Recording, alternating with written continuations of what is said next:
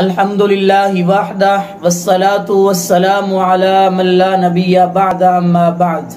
معزز ناظرین، آج انشاءاللہ اللہ پاک رحمت کے ساتھ میں شان اہل بیت بیان کرنا چاہتا ہوں، خصوصاً سیدنا علی، سیدہ فاطمت الظہرا، سیدنا حسن و حسین رضوان اللہ علیھم اجمعین۔ ان پاک پاکیزہ ہستیوں کی شان، فضیلت اور ان کے مناقب اللہ اور اس کے رسول علیہ السلام نے جو بیان کی ہیں، اللہ تعالیٰ سے دعا ہے کہ اللہ تعالیٰ ہم سب کو ان پاک پاکیزہ ہستیوں کے ساتھ سچی پکی محبت کرنے کی توفیق نصیب فرمائے، آمین۔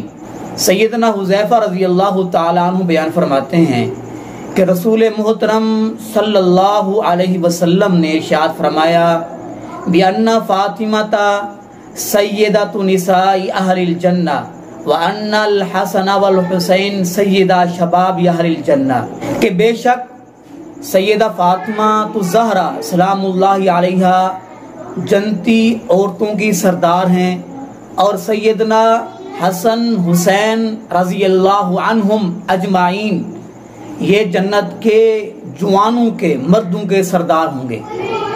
سبحان اللہ، کتنی ان کو اللہ پاک نے شان اور مقام دیا ہے۔ وہ جنتی لوگوں کے سردار ہوں گے اور ان کی والدہ محترمہ سلام اللہ علیہ جنتی عورتوں کی سردار ہوگی۔ حضرت ام سلمہ رضی اللہ تعالی عنہ بیان کرتی ہیں یہ آیت میرے گھر میں نازل ہوئی۔ کون سی آیت؟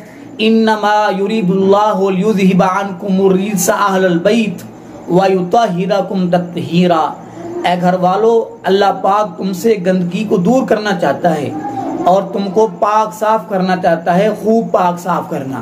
تو فرماتی ہیں اللہ کے پیارے حبیب علیہ السلام نے سیدنا علی، سیدہ فاطمت الظہرا، سیدنا حسن و حسین رضی اللہ عنہم اجمعین کے گھر پیغام بھیجا، ان کو بلانے کے لیے آپ نے ان کو پیغام بھیجا۔ جب یہ پاکیزہ ہستیاں تشریف لائیں تو آپ علیہ السلام نے فرمایا اللہم ہؤلاء اہل بیتی، اے اللہ یہ میرے اہل بیت ہیں۔ اور سیدہ ام سلمہ رضی اللہ تعالی عنہ بیان کرتی ہیں کہ میں نے عرض کیا ما انا من اہل البیت، کیا اللہ کا رسول میں اہل بیت میں سے نہیں ہوں؟ تو آپ علیہ السلام نے ارشاد فرمایا، غور فرمائیں، فرمایا قال ان اہلی خیر وہؤلاء اہل بیتی، فرمایا تم تو بہترین اہل ہو، اہل بیت میں سے ہو، اور یہ لوگ بھی اہل بیت ہیں۔